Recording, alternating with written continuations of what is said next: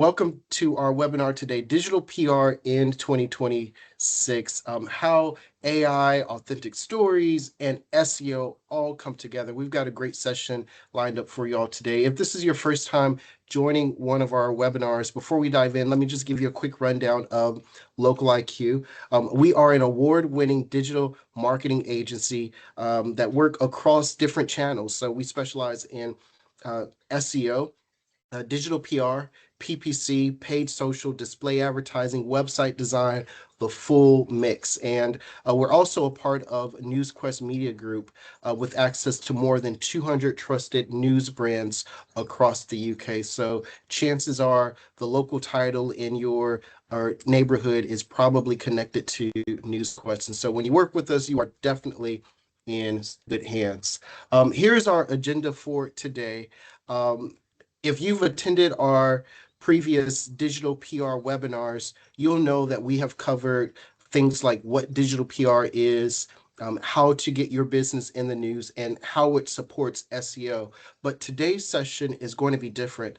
This isn't about what digital PR is, it's about what digital PR has become, especially in 2026, as so much has changed just over the last year or so with the onset of AI.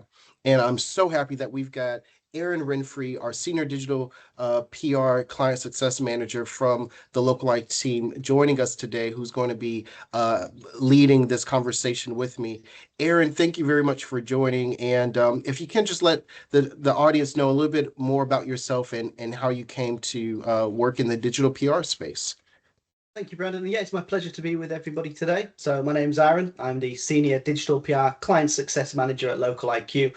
Prior to joining the company, I had a career in the news industry, where I covered stories nationwide, and I won a handful of national awards. I then transferred to PR and helped found Local IQ's digital PR department, and I haven't looked back since.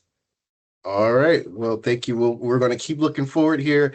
Aaron, a pleasure to have you on the call. Great to have your experience. Um, today, and I'm sure we're going to get a lot out of your share. So just a couple more housekeeping things. Again, like I mentioned, today's webinar is going to focus on what digital PR has become and where it is right now in this 2026. But as I mentioned, we have covered this topic quite extensively in some other webinars over the last few months. And so if you missed those, don't worry. We have them available on our website where you can watch them on demand at your leisure. Today's webinar is going to be recorded and it'll be emailed to you within about 24 hours. So you'll get the recording as well as all the webinar slides that we're going to share with you today. So when you receive it, you'll be able to click through to like these icons here, and it'll link you to the resource on our website. So keep an eye out for that in your inbox. And so these are some really great resources, especially for everyone to get that frame of reference in terms of the background of everything that we're going to be talking about. All right, so that's our housekeeping bits. Also, I think the final one is that we do have some colleagues in the background who are watching the chat. So as we're going through, if you have questions, feel free to type your questions in and they'll do their best to answer them.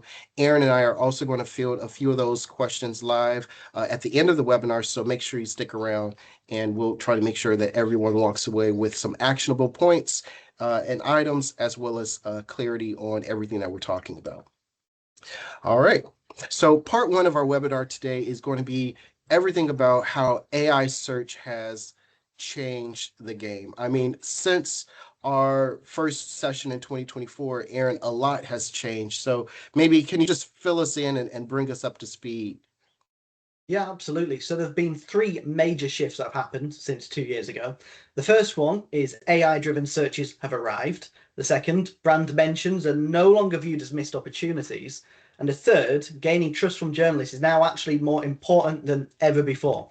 So the bottom line here really is digital PR is now all about authority signals. And Aaron, you mentioned some, what I would say, they aren't necessarily buzzwords, but they are some terms that may only be familiar to those who are already in this space. You mentioned brand mentions. We're going to talk a lot about backlinks and domain authority. So maybe if you could just break those terms down for us, especially for those who may not have that frame of reference or scope. Absolutely. So a brand mention is when your brand's referenced online with or without a link. So in 2026, mentions act as authority and trust signals for AI-driven searches. Now, domain authority, that's a relative score that reflects how trusted and authoritative a website is. It's based on factors like links, mentions, and your website's overall credibility. And finally, backlinks. These are clickable links from other websites to your website. They still drive SEO value, and they now strengthen AI visibility when earned from credible sources.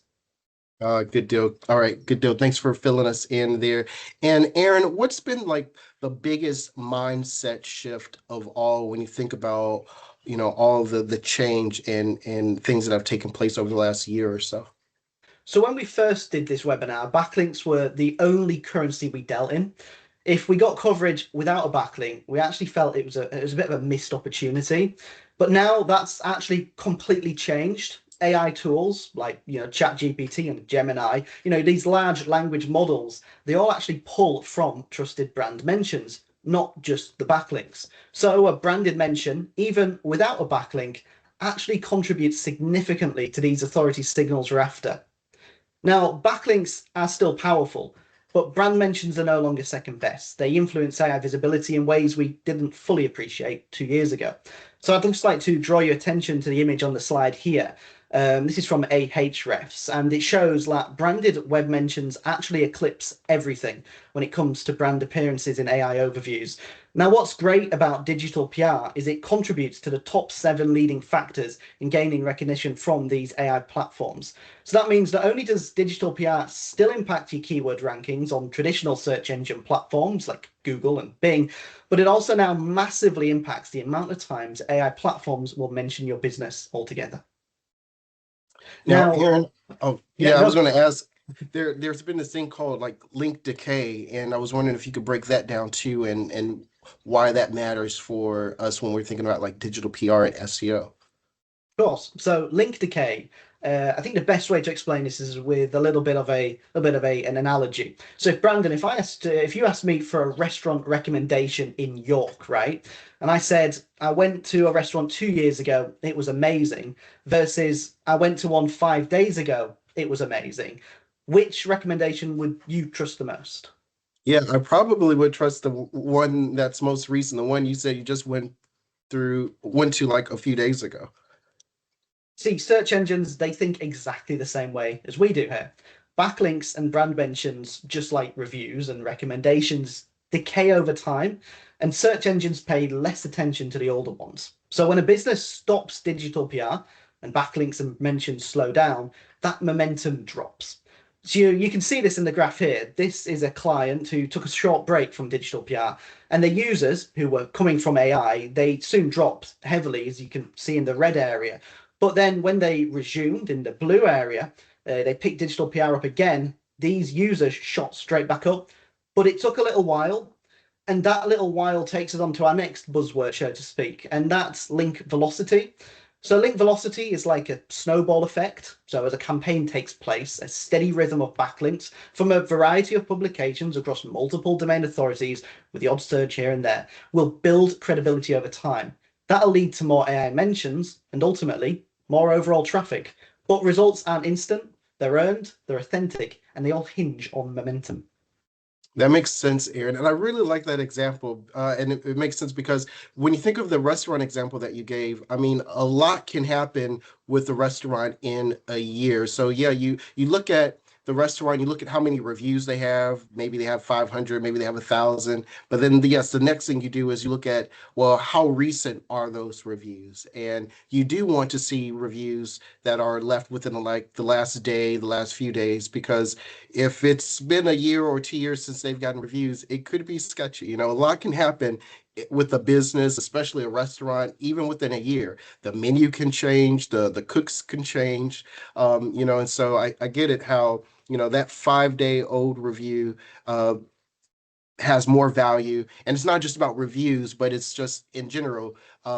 How recently are people talking about you, your business online? And you're probably only, when it comes to news, you're probably only as relevant as the most recent news article that was published about you, and hopefully it was accurate and it was positive, right? And I also get this is a really good example too, in terms of the more you've got people talking about you and linking to your business in general, then it's going to kind of give you that compounding interest because, again, things are social, people share, it's almost that virality type of effect. So great job. Thank you for that. I think we can move on to part two now of the webinar where we're talking about the power couple of SEO and digital PR, and what happens when you put both of those things together. And I've heard you give an analogy. I think this is one of my favorite analogies that you give. It's about like the SEO sailboat. Can you break that down for us? Absolutely. I love my analogies and I love the sailboat. So imagine you're at sea, right? You're in the middle of the ocean and you're on a boat. Now you want to get somewhere, so you set the sail. But without any wind, you're going to move a little bit, but you're not going to move very far. It's going to be slow.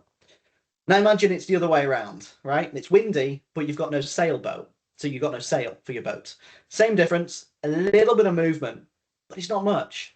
That's what SEO without digital PR or digital PR without SEO is essentially. SEO creates the structure, it sets the sail, and it targets the keywords you want to rank for. Digital PR creates the authority, provides the wind, so search engines listen to what you have to say. If you combine them together, the keywords, the structure, the technical optimizations of SEO, with the authority, trust, earned coverage, link velocity, and link equity of digital PR, you've nailed it.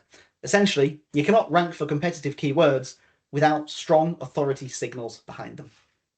That makes sense. Now, one of the questions I typically always come through, like on our blog and things, is which one is doing more, SEO or PR, especially when you're like, trying to do them together. So it's quite impossible to separate them cleanly. SEO essentially creates the opportunity. You can think of it, for example, like building a house in this case. And digital PR, so to speak, helps you win it or build the reputation. They compound. It's two hand in hand to really separate. Got it. Now, when you think about digital PR, it's story driven, it's narrative driven, it's about getting coverage. And so that takes us into the third part of our webinar that talks about just the authenticity of stories and why that matters more. Can you tell us about that? Absolutely. So over the past year or so, there's actually been a bit of a serious development here where people have started using ChatGPT to fabricate experts. So what they're doing is they're making fake names, fake quotes, fake personas, fake people. And what's happened is major newspapers have actually been caught publishing these made-up case studies and experts, and the journalists involved got really burnt. So now quite often when I pitch a story, I'll actually get a message from a journalist asking things like, can you send a copy of the expert's LinkedIn? Or do you have a photo of them? Or point blankly asking, is this person real? Now, if you get caught making something up, you're in big trouble. As a former journalist myself, I can tell you, like, once you lose trust with somebody, it's really, really hard to earn it back. So the key line here really is why working with trusted agencies matters more now than ever before, because with an agency like ours, we already have these journalist relationships built. They trust us, and they know that when we pitch the story to them, the client, the advice, the people behind it are legit and real. Right. And I think that's a common thing you see across all social channels too, where you try to get that verified badge to know that that person is the real person behind that channel because it's so easy to create these social media profiles and make them look real, especially with deep fakes and things of that nature. So it makes sense that even journalists who are in the business of producing trusted news have to double down on how they're sourcing their sources for their news stories. And so I can imagine how cautious they are when they get a phone call from, a plumber or something, trying to inject themselves into some type of story. And I can see how it can help working with, an expert team like yourself. So, Aaron, you were a part of our digital PR team from the ground when we first started this division of our SEO team a few years ago. Can you give us like a couple of case studies of where you've seen this strategy really work for a particular business or sector? Absolutely. So one of my favorite digital PR examples is actually a kitchen worktop company. Now, on the surface, it might, or at least sounds like a hard sell to journalists. Getting into the news agenda really isn't easy, so we always have to think outside the box. And these people, right, they get it. They know their granite from their marble. They're real experts in their field. So I wanted to know from them what the most sustainable item is that people don't know about. And the answer actually really surprised me because it's the humble reusable plastic bag. So when it gets wet, it can leave a nasty stain behind when the ink like leaks. So we took this story, pitched it to the client. They were in. They thought, let's give it a go. It's outside the box. It's a little risky, but we like it. So we took it and it blew up. The headline was essentially 30p kitchen mistake that could cost you thousands. And journalists loved it. Now, it can sometimes be easy to think, can we do a piece about comparing worktops or championing a certain product? But the thing is, journalists will see right through this. They'll see it exactly for what it is. And that's a thinly veiled advertorial piece. And they'll want money for it. Instead, this angle, it kept the kitchen expert and the perspective of the client intact, but it added and tapped into the human need to learn and essentially avoid costly mistakes. There are a few more examples here on this slide that did really well, and I really enjoyed writing. A hack to make your gravy smoother when making Christmas dinner, a way to make small kitchens appear bigger. And this one did really well. It's actually the Sun's top story in their real life section for a little while. So yeah, they were a big fan of it, and it did really, really well. Yeah, really good examples there. And I wouldn't have thought about that. Yeah, you're right. That 30p plastic bag can leave a stain on my countertop that can be really hard to get out. And I see how, you took a regular business that a company probably is not thinking about. I mean, that a person every day is not thinking about when they're going through their news feed and all those algorithms and such. And you find that problem that speaks to them, and then it puts them in the mind, oh, you know what? Yeah, I do need a new countertop, or next time I need to replace this, or let me share this with someone else who has that same problem. So I see how you can use the power of story and essentially, people finding life hacks, and how you can make it work for this particular client. And I think we'll talk about some other industry sectors in a moment, but just if we could stay on this client for a second, what are some of the results that you saw come through once this client got published in this way across some of these different publishers? Yeah, so across the stories, we got multiple articles in big papers like the Mirror, Daily Express, The Sun, MSN, and Yahoo News, all really high domain authority publications. So backlinks in these big brands actually boosted the client's domain authority by 82% in just 5 months, which is astronomical. Now, these guys, they also have SEO with us. So we tag teamed here to see even better results, as we were saying earlier, working hand in hand between services. And we saw 293 new and improved keywords, which were all huge leaps up for really, really important search terms like plain white granite countertops, bespoke worktops near me, and Liverpool worktops. So things that they really wanted to rank higher for. But then it didn't stop there. These then converted into some brilliant quarter versus quarter stats, as you can see on the slide here. So we saw a 61% rise in click-through rate, 27% rise in branded clicks, and a whopping 147% rise in clicks for granite worktops. So things that the client is really, really serious about. Yeah, I appreciate that you've got a lot of stats here and things that you measure, because when it comes to um, marketing, especially when you have to, demonstrate your ROI and, what you're investing and what you're getting back from it to your other stakeholders, the CEO or your board members, those who you might have to get a budget approval from, sometimes you just can't take to them one article that's been published. They want to see more metrics behind it. So I appreciate that you all have like this system of reporting behind the work that you do, and there are so many different quantifiable metrics that are then visible through that reporting. So good shout on that. Any other type of insights that you extracted from this particular client and campaign that could be helpful for us to know? Yeah, so we also saw some big boosts in AI.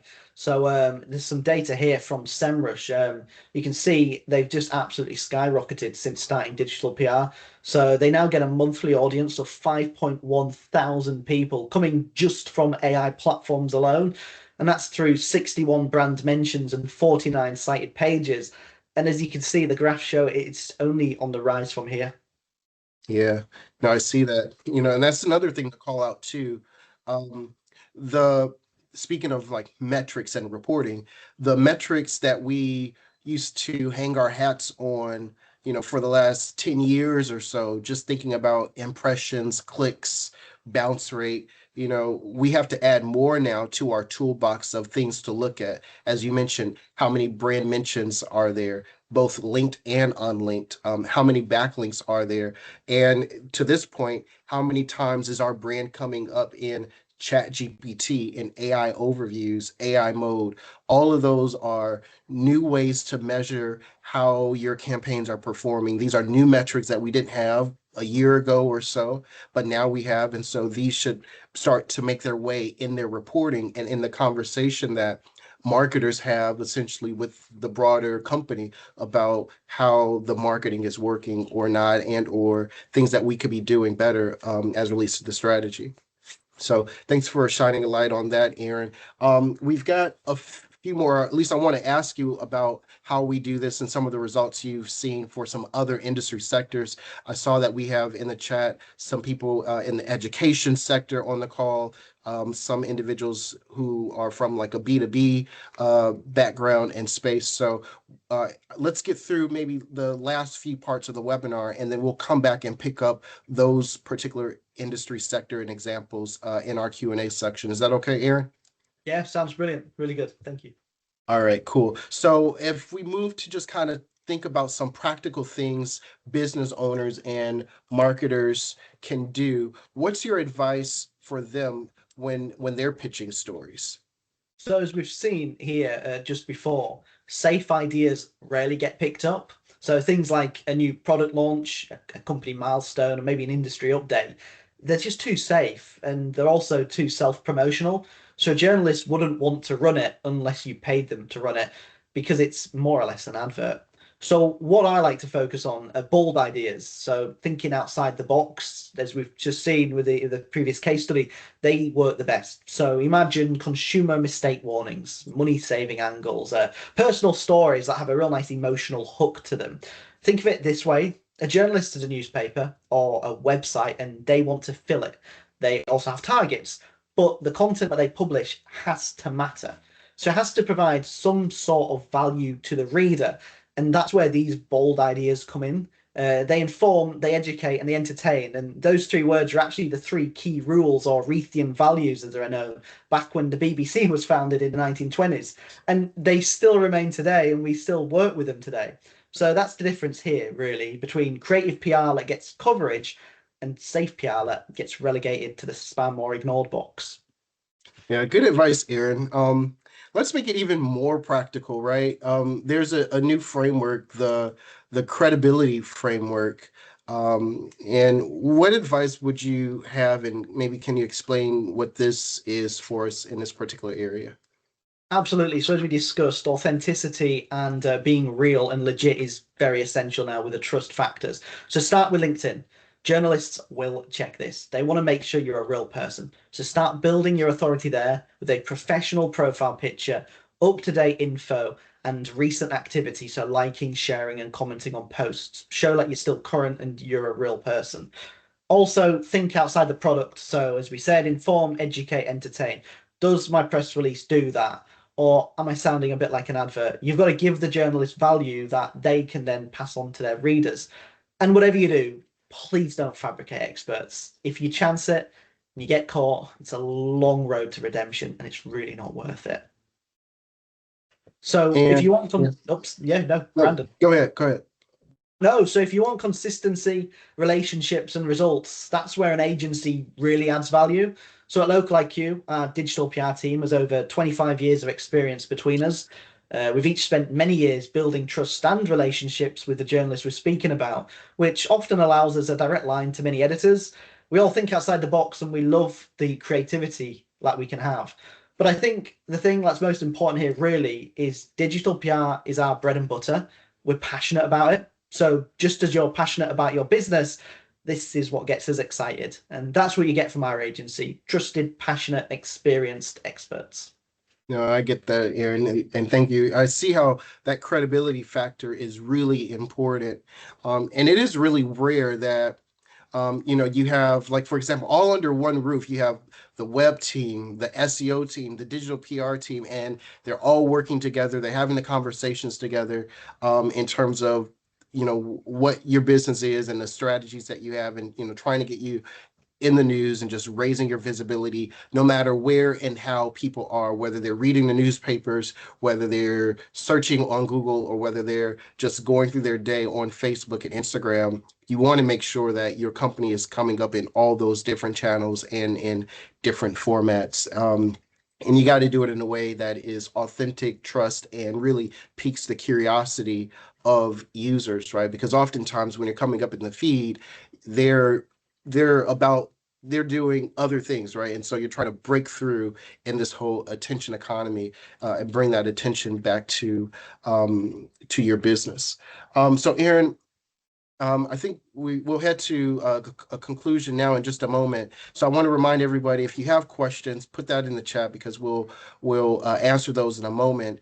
But also, when I think about just kind of wrapping this whole framework up and what I've heard you say about everything related to digital PR, it seems to me, and correct me if I'm wrong, that digital PR essentially is based around like three things, like authority signals, making sure that credible websites and sources are talking about your business. And when they're talking about your business, you want to maintain that momentum to make sure that they're talking about your business regularly, and not just once this month and then another time in 12 months from now, because you want to keep that momentum going. And then the third thing I heard you say is that authentic stories really matter, and you really need to be able to humanize your brand, and at least businesses have the opportunity to humanize their brand through these stories that are pitched. And you mentioned, essentially AI can generate content, but what it can't do is generate credibility, and that credibility comes through naturally through the content, but also the journalists and people are trying to check for that credibility through a few different touch points and checkpoints. So is that accurate, Aaron?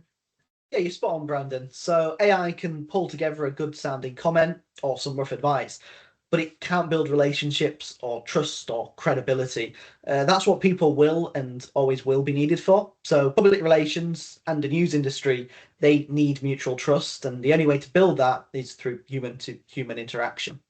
Yeah, makes sense. So before we move into the Q&A section, here are some quick action items and things to take away, especially if you've made it this far. So first, some questions to reflect on as you leave today. It's number one, are you building authority, or is your business just publishing content, right? Number two, are you visible in AI results? So when you yourself go to Google and you're in AI mode, or you're in ChatGPT, and you put a question that's relevant to your product, your service, your business, your industry, and it is offering an answer and sources, does your business come up? If not, you probably have a visibility gap there. And then the third question, and I want to encourage everybody to ask, is are your stories creative enough to earn coverage? So what's interesting to you is probably interesting perhaps because you are in that industry, you're in that space day to day.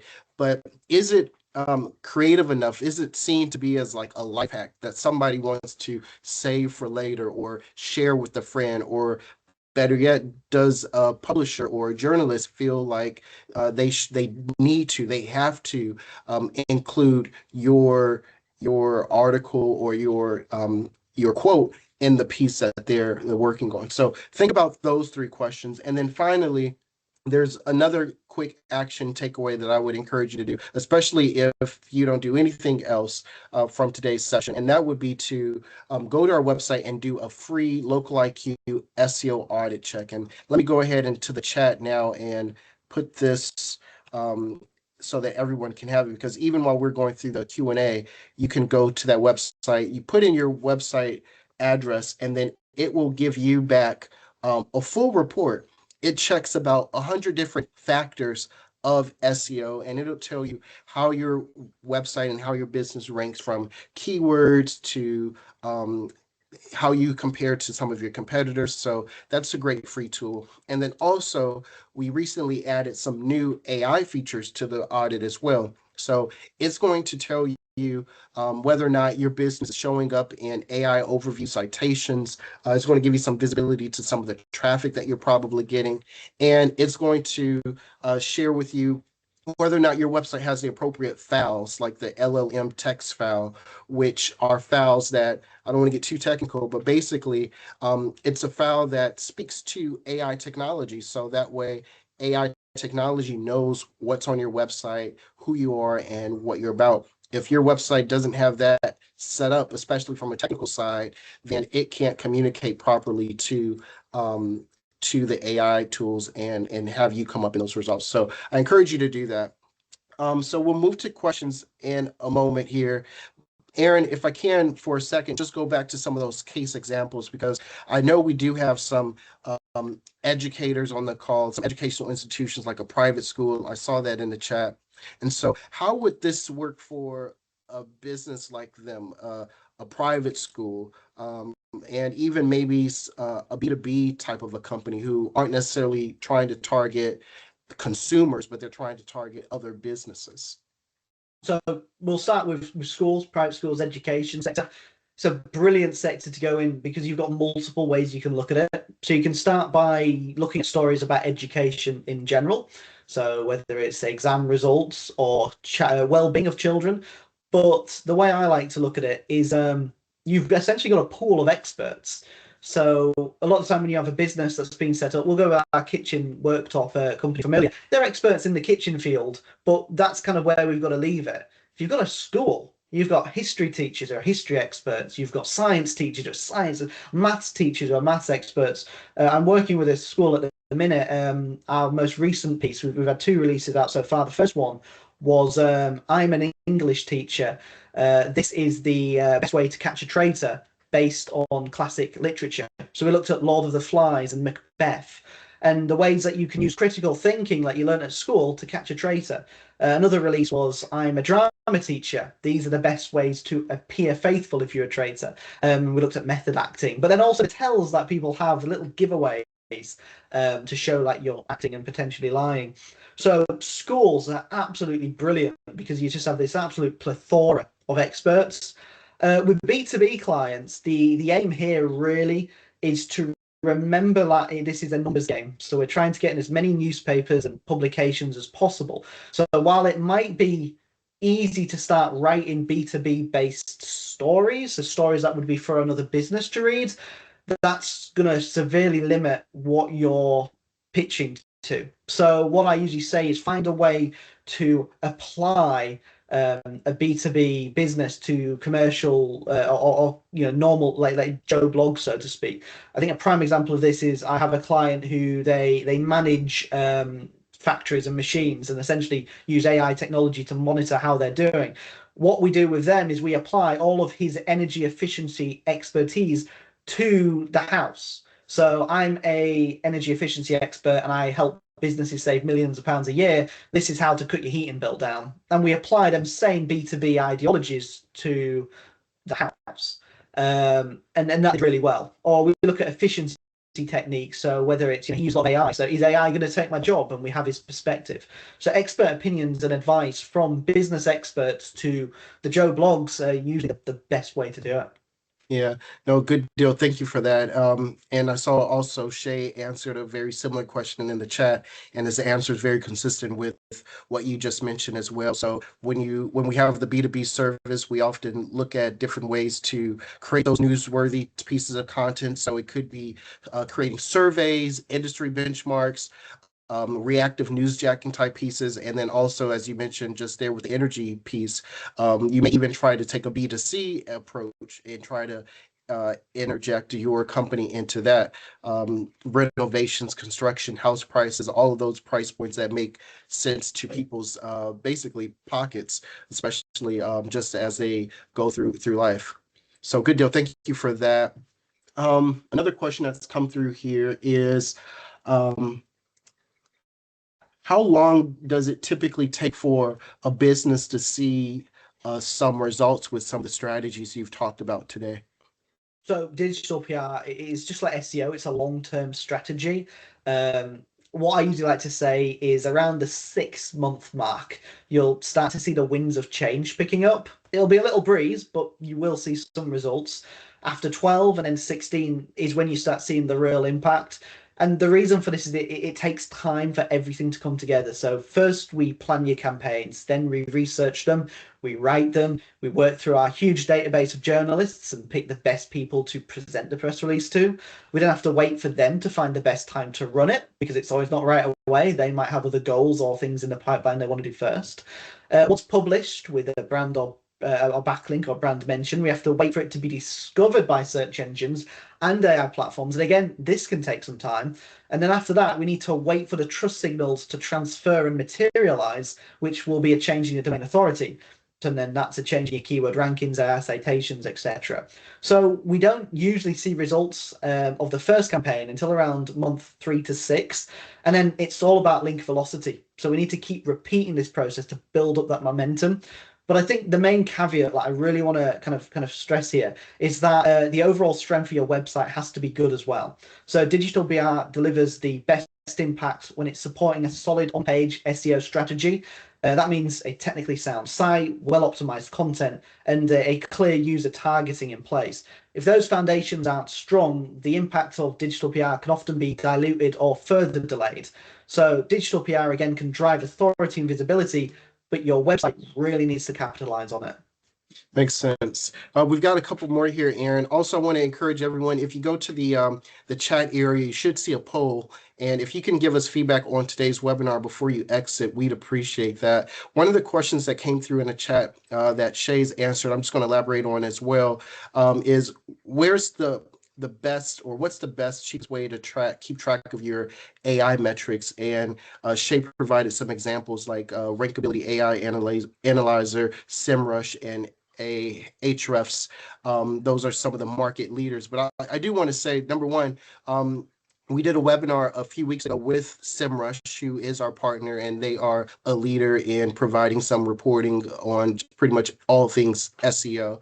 So I want to encourage you to go back and look at that webinar. It's one of the ones I mentioned at the top of this slide deck, so you'll be able to click through.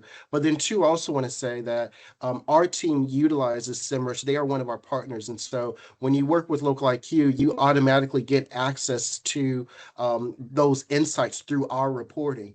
And so you don't have to have a bunch of reporting subscriptions. You could just rely on the report that you get from the Local IQ SEO team, which is really robust, intuitive, and insightful there. Because that's like half the battle too. It's getting the data and the insights from the report, but then the next part of that gap is, what do you do with that information once you get it? And that's again another thing that the Local IQ experts will be able to support you on from that point. Aaron, here's a really interesting question. This one comes from a solicitor. What advice would you give to them if they only want to focus on one aspect of their business and ignore some of the others? And so I guess this, for example, is a solicitor who maybe works on a lot of different types of cases and projects, but they only want to focus on one in particular, maybe like, for example, divorce work. What example or insights would you give there? Yeah, it's an excellent question. So the way I like to think of it is a rising tide lifts all boats. So as domain authority rises on your domain, it boosts every page. So all DA rises, they target all of the keywords, not just the ones that you in particular want to do. So if you are a lawyer and you handle divorce and your DA goes up, it's going to impact your divorce keyword rankings, but also maybe anything to do with housing or criminal or different types of law that you deal with. But I also urge you to think outside the box. We want to look at all of the offerings so we can get a good variety of stories. Because if we've got more variety, we can pitch to different journalists. So instead of just pitching to journalists who write about the boss, we can go after ones who maybe cover burglaries, etc. So I think that's really, really key to branch out with that in mind. But yeah, keep it relevant to a degree to your website, of course. But remember journalists and what they want to read and what their readers want to read. Yeah. So on that same note, and I think this will be our last question here. For those businesses who are especially trying to target like that local audience, um, should they just target local publications, especially if they may be in the B2B type sector? Should they just focus on B2B magazines? What should their approach be with that regard? So I wouldn't recommend that. Again, it's a numbers game, so we want as many backlinks as we can get from high domain authority websites. So if we focus just on B2B, we're cutting out a massive chunk of publications across the country. Furthermore, B2B magazines, they know their value, they know their niche, and will often want to charge for stories regardless of the content. So what we recommend is targeting as many papers as we can. Now, there's no location bias to backlinks, so you can be based in London and you get a backlink in Wales or Scotland. It's still going to help. There's no impact on where it's based. But I think the key thing here, and it's just one final buzzword of the day, is unique referring domains. And what that means is different backlinks from different websites. So if you have a large profile of a lot of different publications, that will carry rate too. So if you're just getting the same backlinks from the same local paper at the same time every month, it's not going to have as much weight as a wide variety across the country. Yeah, that makes sense. Well, good deal, Aaron. We've covered a lot in the last 45 minutes. Really appreciate you joining us and sharing your knowledge on how digital PR has changed and where it is today. This is a real fast-paced state of the world of marketing right now. I feel like there's something new every other week. And so appreciate you bringing us up to speed on all of these topics. And special thanks to everybody who joined us for today's session. Again, the webinar recording, the slides that we talked about today will be emailed to you within the next 24 hours. So stay tuned to that. Click through to the links to the other webinars so that way you can expand your frame of reference for everything that we talked about, especially so that you can learn like how we got here and about some of these specific channels and tools like SEMrush and how they can be used for your specific business and strategy. And again, we tried to cover a lot here, but we'd love to speak to each of you individually about how this makes sense for your specific business. So as you're exiting, feel free to complete that survey, that poll that I just put through, and it gives you the option to say, yes, you want to talk to someone about your specific digital PR or digital marketing strategy. So if you click yes to that, I'll make sure that we get in touch with you soon. So good deal. I think that's a good point to wrap up here. Aaron, again, thank you so much. And thank you to everybody that joined our call. Looking forward to seeing you on our next one. See you later.